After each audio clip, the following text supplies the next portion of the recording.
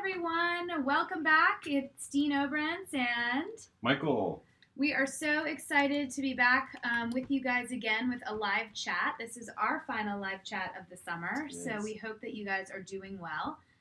You have done such a good job with your Emory Essentials, with your pre-registration meetings, with asking really good questions and answering each other's questions on Facebook. We've been monitoring it, and a lot of times we don't even have to respond because you guys have so many of the answers. So good job. We know you're going to be a great class of 2021. So tonight's format, we know you have lots of questions. We have some questions or answers we think you're going to need, so we'll start with that, and then we'll turn it over to the live chat. But Michael's going to share a little bit of good news, and then we'll jump right in. So first of all, 89% of you all have already enrolled in at least 8 credits. 6, 7, or 8 credits, At least yeah. 6, 7, or 8 credits, which is really, really great. This process of registering over the summer, we know it can cause a lot of anxiety, but you all have done such a great job of reading the materials that are out there, of scheduling appointments with our pre-registration guides, and it's gotten you to this point. And so we hope that you all feel successful in that regard. This is one of the first big steps towards getting ready for college. Throughout the evening, I will also be taking notes on the laptop and answering your questions. And so if you see me turn away for a little bit, just know that I'm trying to answer some questions with Dean Obrens as well. Yeah. So some of the things just to get us started, you might have thought that your strategy for day 1 or registration appointment 1 was to pick your 2 or 3 most important classes. And I think you guys were pretty successful in that. Tomorrow might be a little bit more challenging, and we know this, so we're putting it out there. It's going to be okay. Remember what your pre-registration guides told you. Registration is a process, not an event. So you're going to keep trying the best that you can to get classes, even if it's not your perfect schedule, because there isn't one that exists. You're going to get classes that are interesting enough to you. So if nothing else changed, you'd be okay. That being said, your schedules or your enrollment appointments are open through Friday of this week at 3 p.m. So students might be making some swaps and adjustments, and that's just a reminder to keep classes that you're interested in your shopping cart because you never know when something can open up. Also another reminder that on August 21st, the day of the eclipse, which we know, you'll be meeting with your pre-major faculty advisors. The pre-major faculty advisor is a faculty member here at Emory, and they're going to welcome you to the community and they want to know about you. They're also a great person just to bounce ideas off about the schedule. So many of you have said, I need to take this and I have to take it this semester. And they might challenge you a little bit and say, well, why do you have to take that this semester? Or let's explore a little bit more or pick something new. And they might have the inside scoop of an awesome class. So be open to that. And then finally, Add Drop Swap is a week, August 23rd through the 30th, where all of our students are making changes, tweaks to their schedules. So this is just the very beginning of your registration process. We still have another, 23 days to go before it's finalized. So keep up the good work, and we will get to answering questions now. Also, we're joined by Blaze. Blaze has been our master of communication this whole summer. And so, hi Blaze, thanks for being there. He might call out some questions for us. We're pretty informal tonight, so we'll get through as much as we can. So one of the first questions that has come up is about the wait list. And we know you all have lots of questions about the wait list. When are you going to find out the wait list? How does it work? And so do you want to give a little bit of insight about that? Yeah, I'll just start by saying the wait list is tricky. We know that, you know that, we're all experiencing it. So the thing about the wait list is that if you have an opportunity to enroll in an open class first, one of those green circles, go for it. We want you to actually get classes. And the waitlist is always a gamble. So some students say, well, what are my chances of getting off a waitlist if I'm number 1? Or what are my chances if I'm number 99? And to be honest, we don't know what the odds are of one or the other because there's so many variables of that. So step 1, if there are other classes that are open, go ahead and enroll in them. If there's a class that you really, really, really want and it's a waitlist, then you can add yourself to a waitlist.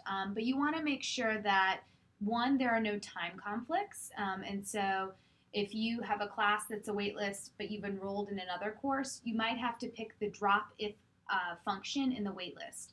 The drop if function then means that if you come up on the waitlist and you already have a time conflict, that the waitlist knows to kick you out of the class you're enrolled in and put you in the waitlist course instead. If you don't have that drop if in there and you have a time conflict, it's going to skip over you. Another reason why the waitlist might skip over you is if you don't have enough room in your schedule to add that extra course. So let's say you're already enrolled in 17 credits and you are on a waitlist for a 3-credit course. We all know, Michael, how many credits can they enroll in the first semester? 19. 19. So 17 plus 3 is 20. It's going to skip over you because you have a conflict. So playing the waitlist game is a little bit tricky, like I said. You need to make sure that you have enough room in your schedule to add a class, or if it's going to swap you out of something else that you're already enrolled in, that you pick that drop if function. There's a really hefty waitlist guide that really takes you step by step. In the blue and gold pages, there's a link. Page 8 has the specific directions for that drop if functionality. And so do the best you can. We're figuring it out with you. The waitlist just is tricky. Another question that has come up is, why are some first-year only classes on the waitlist? How could they be waitlisted if it's only for first-year students? And we know that Math 112Z was one of those courses. Some departments just choose to set their courses up with the waitlist, and then they decide which students are going to get in. So unfortunately, we don't have control over that either. That's by the department. And then some classes don't choose to use a waitlist at all. So that's where you're really just seeing the good old-fashioned blue squares, which means class is closed. But even if a class is closed, it could open up. Really, right now, we're kind of working in real time, so things could change at any moment. So Blaze is going to pull that Opus document for us and find the link to it so they can give you specific directions for drop if. Awesome. So Hannah's question is, every class is full that I want to, she doesn't know what to do. Okay. And then is it possible to switch classes when you get to campus? Yeah, so Hannah, you are not alone. I bet you a lot of students have thought that. So I'm just going to challenge you and others in your position to go a little bit more broadly. So this is a great chance for you to search the course atlas side by side with Opus. And in the course atlas, you can search for classes or view by GER, General Education Requirement, or by first year. I like the view by GER option because it tells you lots of classes that are there. So if you're interested in psych, maybe look at Soc or anthropology or women's studies. If you're interested in political science, take a look at the history courses or religion or Middle Eastern studies. There might be some overlaps by those GERs that you haven't thought of yet. So there's still a lot of room in 1 and 200 level courses. We've had some questions about what appropriate levels are. Remember, if there's a class that you really, really, really want to take, spring semester is only 3 or 4 months away. And so there are some classes that are offered every single semester. So even if you don't get it this fall, there's a chance for the spring. And then my final piece of advice, besides just finding classes that seem okay for now, just to get your schedule, add drop swap really does work. We've had students who've had no classes before, and then they end up by the end of add drop swap going, I got 3 out of my 5. So it does work. You just have to be patient with the system, and for now, find classes that seem okay, that are open, and get yourself enrolled. So if you add classes that are only open for waitlist, will they count towards your maximum 19 Awesome credits? question. Yeah, no, waitlist is not actually enrolling, so it's not counting against your max 19. And that's why we really want you to find those green circle classes which are open and to get enrolled in those classes. So Heather's question about being shut out of required freshman courses. The thing is that you have 2 semesters to complete a lot of these courses, right? Mm-hmm. So freshman seminars will be available both in the fall and the spring, as well as first year writing courses if you still need to take that as well. Yep. PACE and Health are the 2 courses that need to be taken in the fall, and there are plenty of spots for all of you all to enroll in those courses. I ran those numbers today. There are 900 spots open for PACE, and there I think are over 800 spots open for Health 100. So there will be a spot for everybody in those 2. Mm-hmm. Like Michael said with seminar, the cool thing about our seminars is that they're small.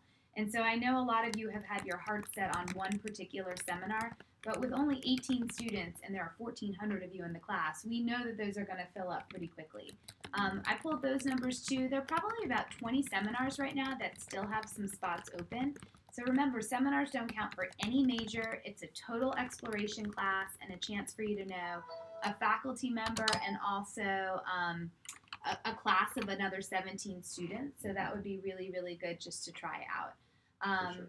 There will be a whole new set of topics of seminars in the spring. The course atlas for spring 2018 is a shell, so there's something that you can look at, but those are bound to change as well. So don't get too attached. Be zen about this. No real attachment to any seminars, and you should be okay.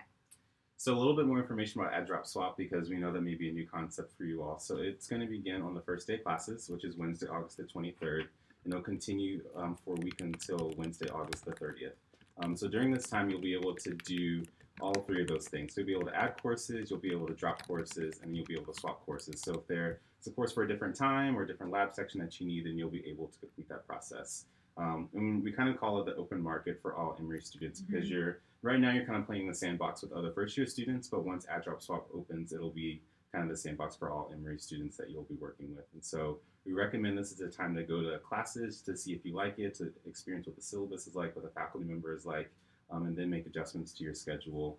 But by Wednesday, you'll need to have your final schedule, because at that point you won't be able to drop or swap classes. Yeah, that's the 30th. So a few things about that. Starting tomorrow, because you're finishing or going up to your 19 credits, you cannot drop below 12 credits. So sometimes you are trying to drop something and you'll get an error message that will say that, you can't because it's below your credits. You always want to make sure you maintain 12 credit hours, and you might have to use that swap function instead of the drop function. Same thing for adding more than 19 credits. You guys are all stuck with the 19 this fall. It's plenty of credits. Don't worry about that. You'll be okay with that as well.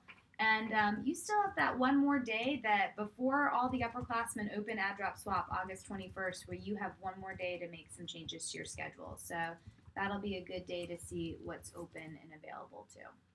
So for classes that are waitlisted, would you recommend going to that class during the first week of? Yeah, so for both waitlisted and closed classes, my advice is not to flood professors' emails right now. One, so many of them are not on campus, and so they're not checking their emails, and you might get frustrated by not getting a response. So you can wait on that.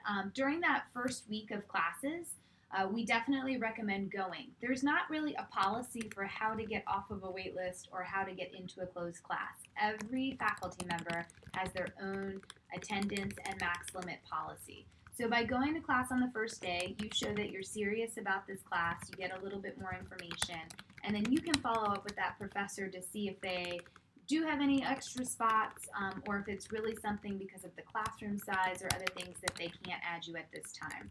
So be patient. It's definitely a process, and be prepared that different professors are going to have different answers for how they manage their closed classes or their wait lists. So we're not one-stop shop, kind of similar for most things Emory. There's not one policy or one-stop shop for any of these things. Great. Got lots of questions that are coming in. So transfer credit, we know this is a big issue for a lot of you all. Admissions is working as hard as possible to get all of the scores posted. A lot of you all already have your scores posted in Opus, and that's really great.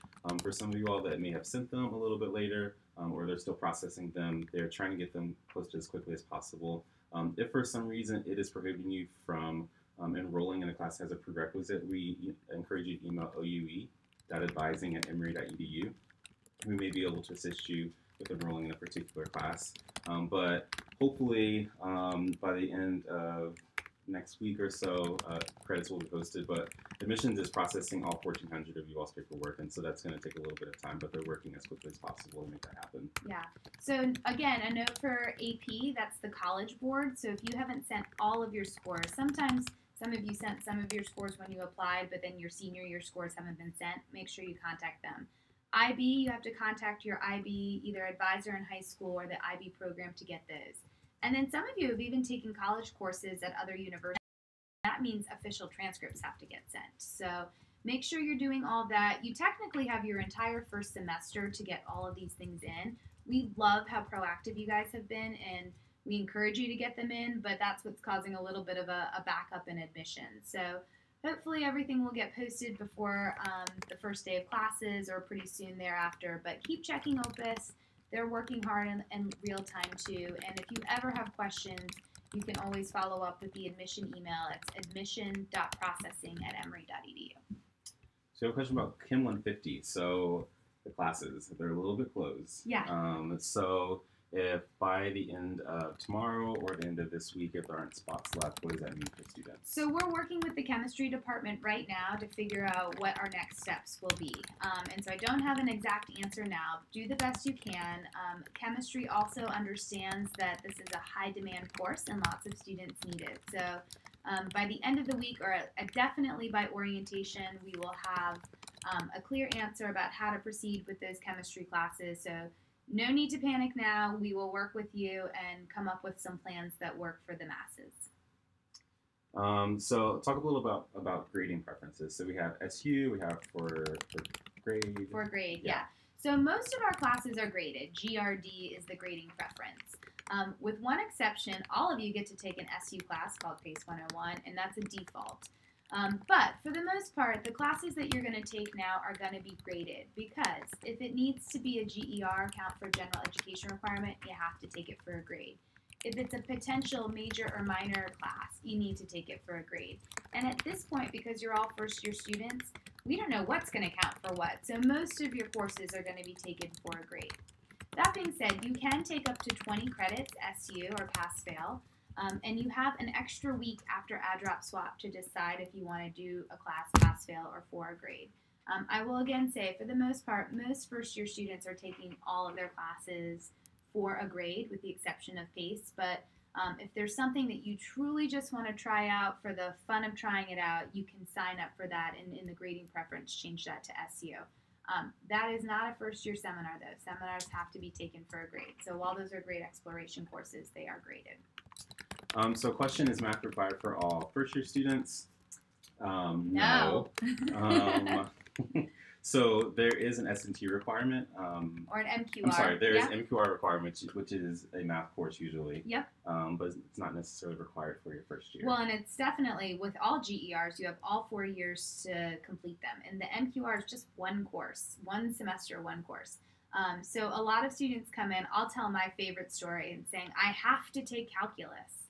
And I say, really? Do you want to take calculus? I say this because I failed calculus in high school. So I'm there for those who are scared about calculus.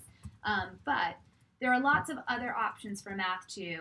A lot of students are going to take QTM 100, which is our Intro to Stats class.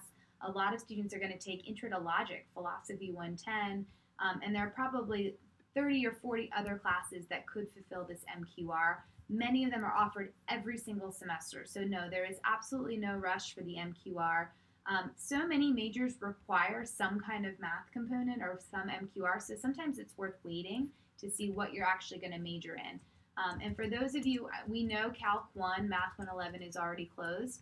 This literally is a class that is offered every single semester, summer, fall, spring. And so if you don't get it this fall, there will be plenty of opportunities to take Calc if you really, really need it.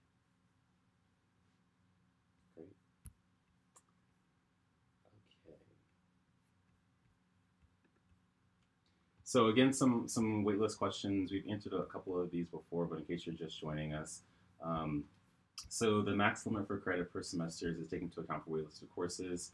So you're not actually enrolled in those courses. So for waitlisted, keep it in your shopping cart so you can keep an eye on it so you know the course, but definitely make sure that you're registering for enough courses. 12 credits to be full-time, and we recommend between 17 and 19 credits for your first semester. Yeah. And here's where you do the basic math class test, because we just talked about MQRs, but a simple math test will tell you if you're in enough credits. You want to take your total number of credits, let's say that that's 16, and subtract the course with the highest number of credits. If you're still at 12 credit hours, you are doing just fine. But if you drop below that to 11 or 10, you probably need to add another class to buffer. So here's my example. Let's say you're only in 16 credits, but one of those is Korean 101 for 5 credits. If you really need to withdraw from Korean 101, 16 minus 5 is only 11. That's not going to be enough. But if you're in 16 credits and your highest course is only 4 credits, 16 minus 4 is 12, you're doing okay. So that's the basic math test. 17 to 19 puts everybody pretty safe for that because the highest course would be 5 credits. So 17 minus 5 is 12. But everybody's schedules are going to be a little bit different, so there's not one size fits all for that answer.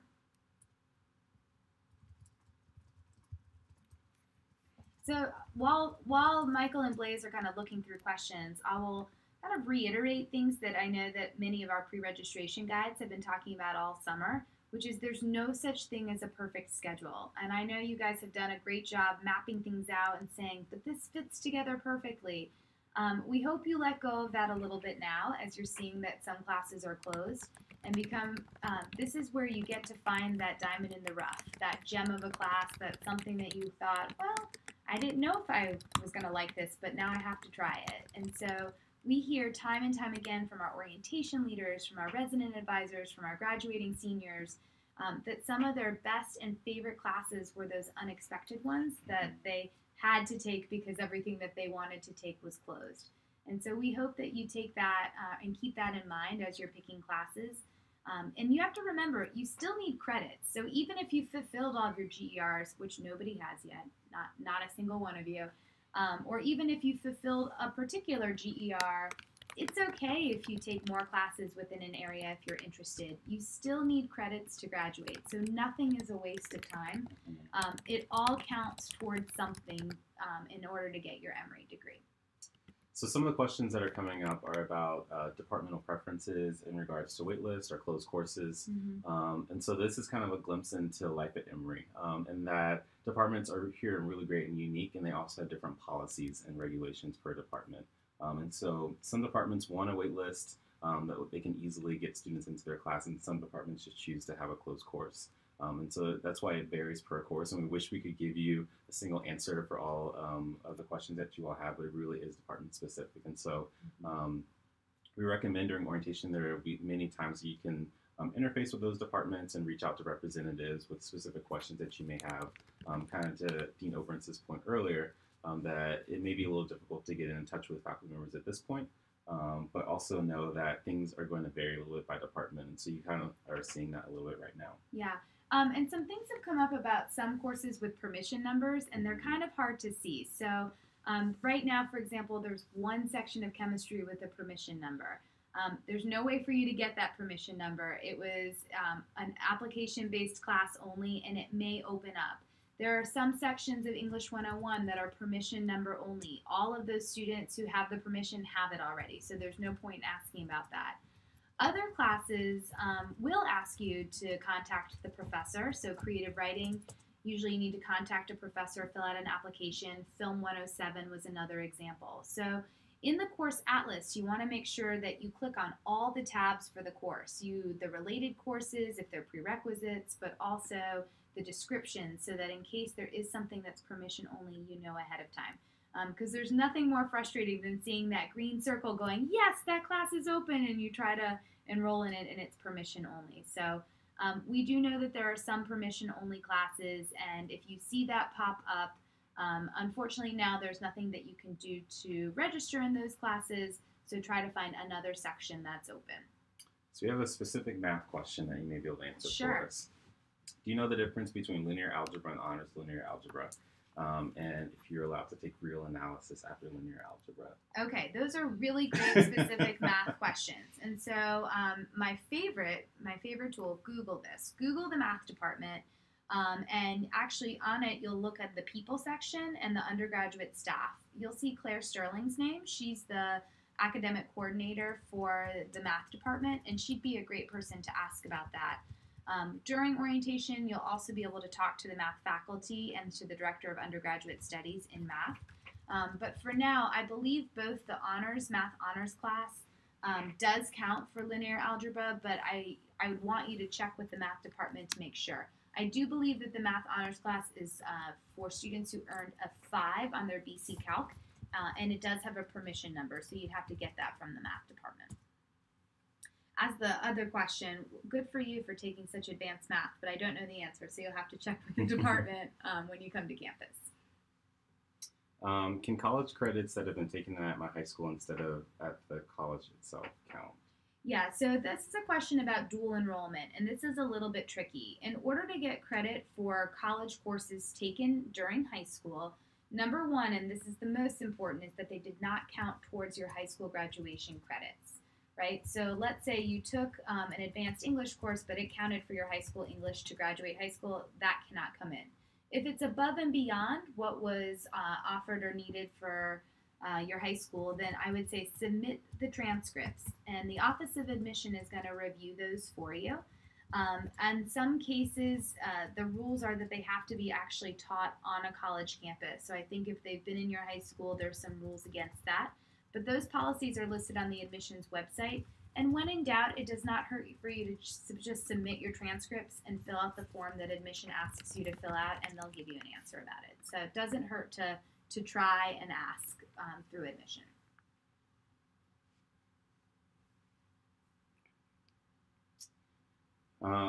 Treating waitlist courses as slim chances and planning ahead by enrolling in other open courses.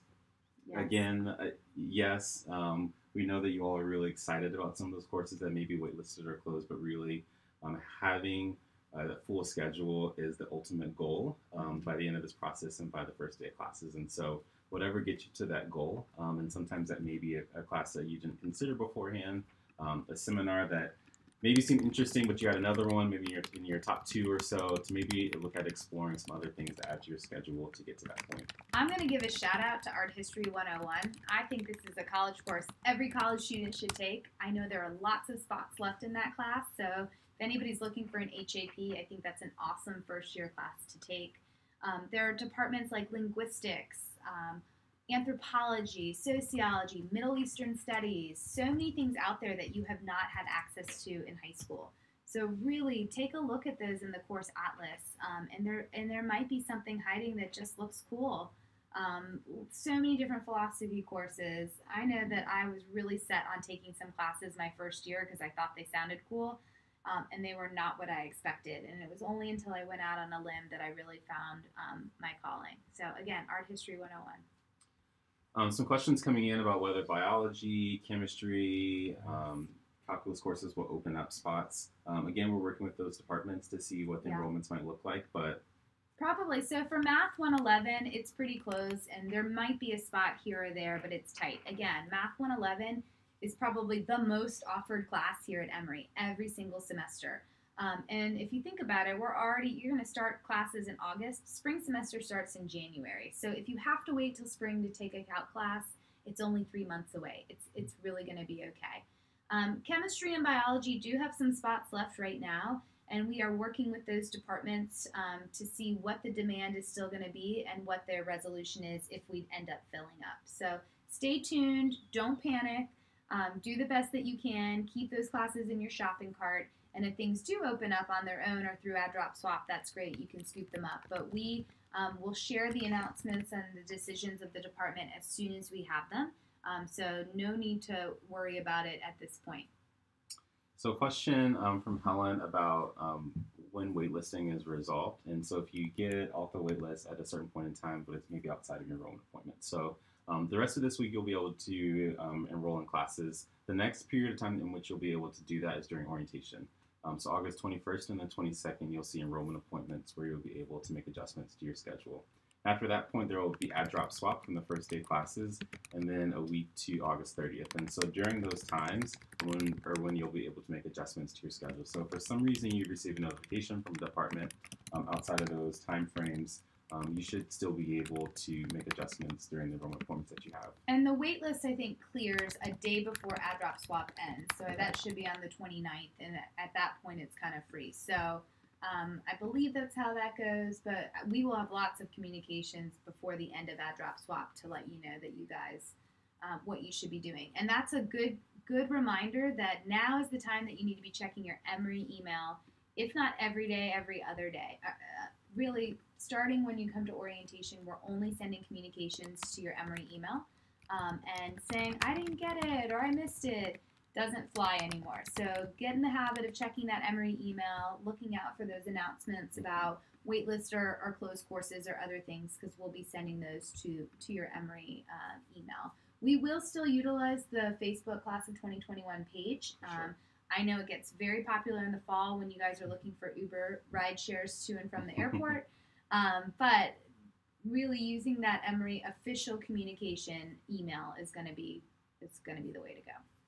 So we have a question about buying books, and so I think this is something that there are a few current students in the Facebook group, so posed this question to them to maybe see what some of the recommendations are. But I remember for me, I didn't buy them before classes started, especially during add-drop swap as all your classes are changing, to maybe get a better feel for the class and what courses and materials are required. Is something that would be important. Yeah, and for those of you who are looking to save a few dollars, like by buying books on Amazon or other things, make sure you check your return policies, especially for textbooks. There are usually pretty strict return policies for that. You don't want to get stuck with a $100 book that then you end up dropping the class and you can't return. So that's the safe thing, or the nice thing about buying books at the Emory bookstore, is that you actually have a grace period of add-drop swap to make those returns. Even at the Emory bookstore, if it's past add-drop swap, you won't be able to return books. So you want to make sure that you read the fine print. I don't do online shopping for exactly that reason, but yeah. So if I enroll in the Kim 150 lab, but the class is full, should I do this? What's the policy for lab? For the lab and the lecture, there should be enough spots for lecture and lab. You will have to take the lecture and the lab together, but chemistry will give us the final say of what's going on with that class. And so keep your lab for now if you're in it. If you don't get in the lecture, we will follow up with the department and have them direct you on your next steps. Great. So taking chemistry and biology together in the first year. Yeah. What do you think about that? I have a lot of thoughts about that. Okay, so this really, and again, we're so happy that you guys are talking to each other on the Facebook group, but you have to know too that a lot of the advising or the recommendations that were given to you by your pre-registration guides were specifically for you. And that's because we took into account when or if you even took AP classes. Did you take them in your sophomore year or your senior year? How comfortable you feel with your science preparation. This goes for math as well. And what your future goals are. So while many students are going to start with both chemistry and biology together, whether that's 2 lectures, 2 labs, 2 lectures, 1 lab, or some iteration of that, there are a lot of students who are just going to want to kind of go a little bit more slowly and start with 1. And that doesn't put you behind in any way. There's no behind anymore. You guys are all on your own paths, and it just means that your path is going to look a little bit different. So you know your own science preparation better than we do. You don't have experiences yet in college courses. This is what we're going to have you try out in this first semester. So trust your gut. Do what you think is right, and definitely during orientation there will be representatives from biology, from chemistry, from pre-health that you can talk to. So if you're worried about it or you think, this just isn't the right scenario for me, it is okay to go your own way. Now I'm quoting Fleetwood Mac. So it's okay to start slow if that's how you want to do it. So quick question about Math 112Z. How is that wait listed if it's just for first-year students? Yeah, this has come up a lot, and I have a really good thread on the Facebook group from last night about this. The math department, as Michael said, has decided to put this as a waitlist-only class. So the math department's going to decide who they're going to let into the course, and I don't have the criteria for that yet. So if you're interested in Math 112Z, it's only 1 section. It is for first-year students only. You do have to have, I think, a 5 on the calculus AP or the IB credits. So that's an option for you. But there's also 112 or even 116 as an option. And Math 112 is something that's also offered every single semester. So if it doesn't happen this fall, it's going to be okay. You have lots of opportunities to take Calc 2. Great. So Sarah wants to take a foreign language, and she's taking the placement test, but hasn't heard back from the department about which course to enroll in. I think to just go ahead and enroll in maybe the 101 course. Well, it really depends on the language, so that's good. There's a really awesome webpage now. So Google this, you guys, Emory Orientation, or Blaze, if you can bring this up. If you click on the first year tab on the right-hand side where it says go to, there's languages information. Lots of accordion for, I think, 12 or 15 different languages. So open up the language that you're interested in.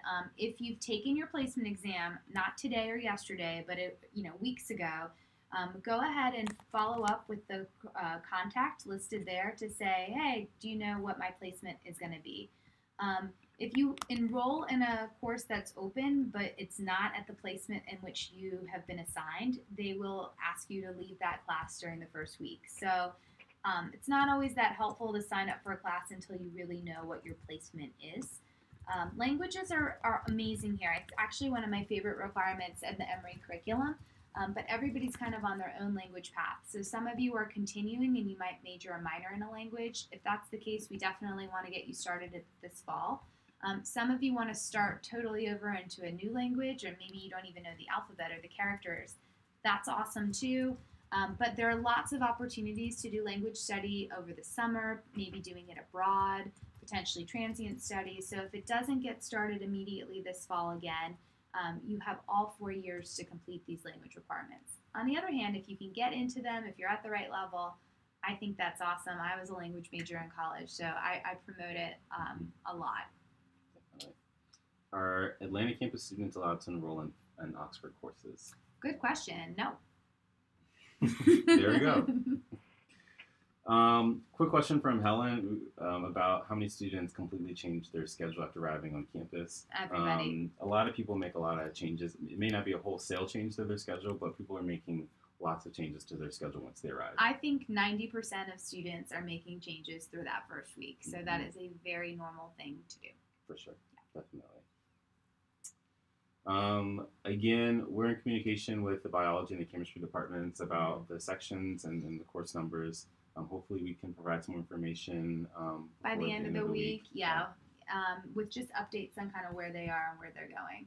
Definitely. There were a few other classes. I saw Alec on there asking about that Film 107. If you applied for the Film 107 class, I know a lot of students have replied to me, you need to follow up with the professor who was also copied on that email to see if the permission number was granted. So that is one of those permission-only classes.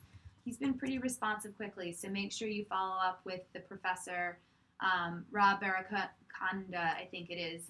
And so he's copied on all those emails, and if you need to follow up with that, that's who you will contact.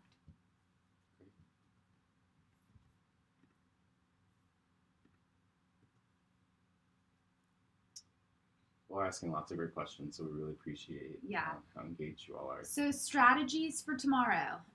Again, nobody's registering right now. Registration closed for everybody at 3 p.m. We do start up tomorrow morning, and your times are staggered again. So if you had a really early one at 8:45 this morning, you're a little bit later tomorrow. If you were a little bit later, like at 10 this morning, you're probably at 8:45.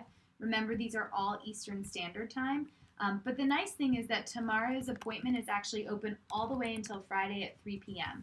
And so you and your friends now are making changes in real time. So you want to do your best close to your enrollment appointment, but if things open up during this week and you want to make those swaps, you absolutely can. We also fixed the PACE problem. So a lot of students stay enrolled in PACE and then couldn't drop or couldn't swap. That's been fixed, so you should be able to add, drop, and swap PACE to your heart's content. But you definitely need both a PACE section and a health section by the end of this week. So make sure you enroll in those. You can wait and do them at the last minute, but we want you in those classes by Friday. PACE actually starts the very first day of college, and so you definitely need to attend all of your PACE sessions. Health won't start for until the second week, so you have a little bit more time to play around with that, but it's just helpful to get those on your schedule now. There was a question from earlier that we missed about first-year seminars, and so taking multiple first-year seminars. This kind of goes to the point where we want to make sure all of you all are having this experience, and so in that vein, you may not be able to take multiple first-year seminars. To really choose the one that you're really interested in and the one that works best for your schedule. You need to know they're open both in the fall and the spring. Yeah. If we do have additional seminars open in the spring, then we'll give a call out. But for now, if you could pick one seminar, if you're interested in staying that one, that's great because it gives other students who aren't enrolled in any the opportunity to do that. And so if you do end up snagging 2 seminars, you might get an email from us before the end of Add Drop Swap saying you got to pick one. We understand you might want to go to both of them in that first week and try it out, but really the requirement is to take one, and it's an opportunity for all of our first-year students to be in a seminar class. So think of your classmates as well when you're making these selections. And again, we know this can be a really daunting process to get your first semester schedule, but to know that this is one semester out of all the other semesters that you'll have at college. And so really try to get what you need for this semester, but also know that you have 4 years to complete your GERs. You have time to explore to find a major. You don't need to declare a major until the end of next year. You can't even declare a major now. Nobody has a major. That's the fun part. So there's a lot of time, and there will be time during orientation, like we said, to make adjustments to your schedule and then add drop swap as well. I'll give a little shout out. Michael is planning such an amazing orientation for you with Blaze. Yay, Blaze. But there are going to be some really cool sessions during orientation about the liberal arts. And so that's a question that we get a lot. Like, what does it mean to study the liberal arts? Or you might be really locked into the natural sciences, but can you also study the arts or the social sciences? So we're going to have special sessions about the liberal arts, which is really cool. And then we'll also have some special sessions about being pre-professional. So pre-health, pre-business, dual degree with Georgia Tech. And none of those are majors. And so just remember that, like, the liberal arts is the core of Emory, and picking a major and minor in the college is really at the core. And all the other stuff, all the pre-professional is additional. And you get, lucky you guys, additional advisors. So your faculty advisor, who will be posted on your Opus account by the end of this week or early next week, is just one of many people, and they are your pre-major faculty advisor. Say it with me. Pre-major faculty advisor. So they're going to know a lot about Emory and connect you to other resources, but be prepared to be referred. Be prepared to have other advisors kind of in your network. That's totally normal. Very different than high school without the one-stop shop. So it's good to get those opinions from multiple sources and then making your own decisions as part of this whole college process. So right now we're putting a little plug in for the Toward Emory Orientation app, which has the orientation schedule in there and has the sessions that Dean Oberens was referencing.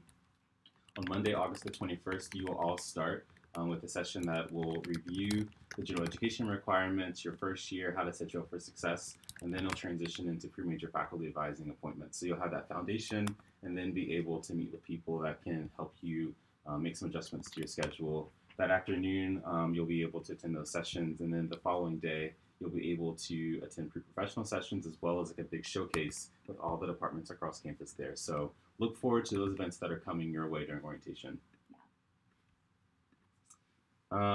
Just a couple more questions before we wrap up. What time does registration open tomorrow? This is located in Opus. So Opus Student Center, on the right-hand side, you're going to see a couple of blue boxes. One of them will read enrollment dates, and we'll have a button that says details. Click on the details button. It'll bring you to the next page that will have all of your dates and times listed. For first-year writing classes, for first-year students, it's either Writing 101 and 181. Should have taken AP English in high school in order to take 181. No, absolutely not. So 101 and 181 are both first-year writing classes. 101 is kind of your generic English composition. Each of the instructors actually get to choose whatever you read. But the same thing about 181. It's just writing about literature. So if you love to read, if there are... And register for it in future semesters. Yeah, and it might not be calculus. And so I think a lot of students think, well, that was the next level in high school. I have to do it. But again, statistics, logic, some econ classes. There are lots of different ways that you can fulfill this math requirement. So it's not always calculus, and just be open to the different possibilities. The easy way to check this is in the course atlas. Under fall 2017, the left-hand side says view by requirement, and you can view the MQR, math and quantitative reasoning courses that are available.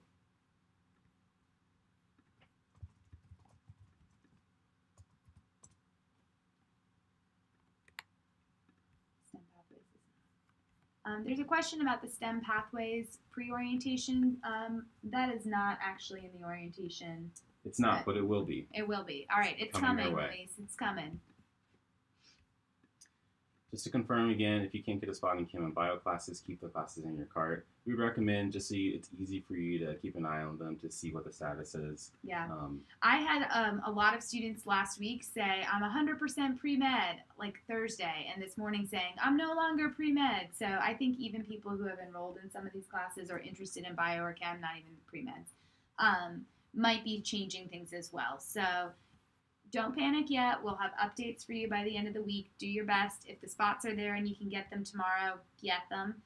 And then we'll keep you updated on what the departments say. Helen's question, can the orientation schedule be found somewhere other than the app?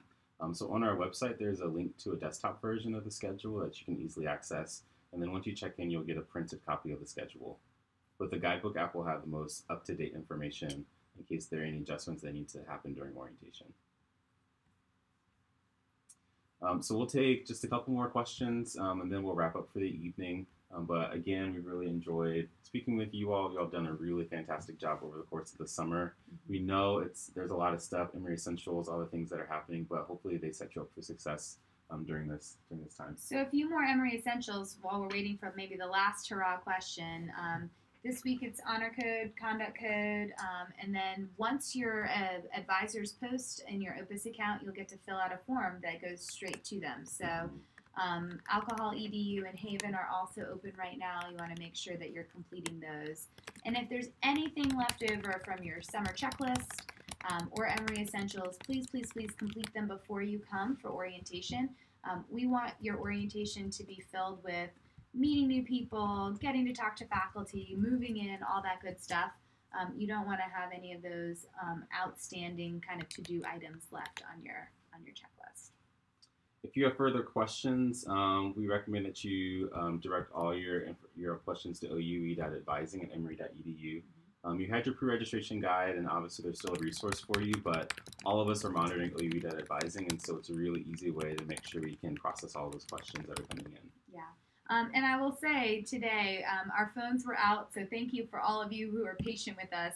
Murphy's Law that your phones go out on the busiest day for advising. But a lot of you actually figured out your questions by the time we called you back in the next 5 or 6 minutes. So be resourceful. My favorite thing to tell everybody to do, Google it and use your blue and gold pages because there's so much information in there. Also continue to post things on the Emory Class of 2021 official Facebook group. We've been trying to monitor that. We have some current students monitoring that as well. So we will get to your questions. OUE.advising is definitely the most secure. Awesome. We're going to wrap it up for the evening. Thank you all again so much for all your questions. Like we said, we'll be around for just a little bit if you have other questions in the chat that we can answer for you. And then for the Facebook group, and then again, OUE.advising@emory.edu. Thanks, guys. See you next week. Have a good night. Bye.